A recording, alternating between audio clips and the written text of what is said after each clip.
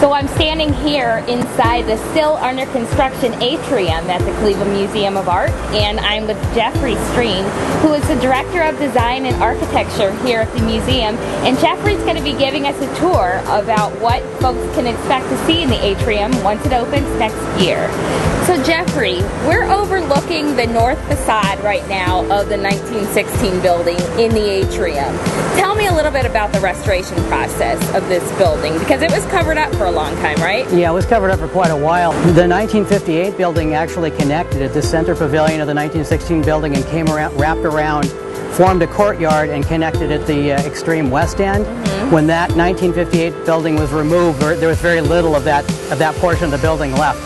Rather than try and patch it, we're going to completely recreate the facade as it was, and to do that we're going back to the original quarries in Georgia where the marble for the 1916 building came from, to the very spot. We in fact reopened an old part of the quarry to get the very same marble that this building was built with, and we'll recreate the center pavilion as it was, and the west end, which includes some monumental columns, so it's really quite a bit of work. It'll be kind of a very special place in University Circle in that it will be kind of the community level. Our special exhibitions will be accessed at the far east end. We'll have something, an education gallery, which is going to be much more than an education gallery. It'll be an interpretive space that really launches you into the permanent collections. We'll have our retail space and restaurant, which will have kind of fine dining and cafe sort of experience.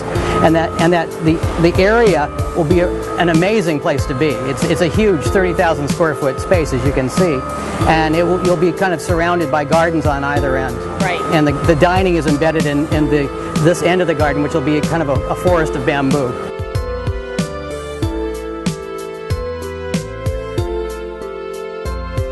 Okay, so we've made it over to the North Gallery. What can we expect to see in this space? This will be the galleries as you walk through our collections. If you've kind of made your way through the chronology of time through our collections, you'll have come out of contemporary and walked down a long hallway, and you'll emerge into our North Galleries, and that begins with pre-Columbian.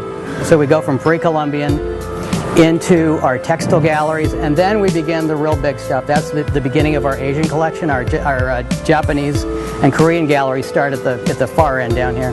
So it won't just be one kind of big space once everything is done. So when the construction is done, then that's when the design team, they really come in and actually put up walls, right? We get a big shell and then we turn it into galleries. Okay.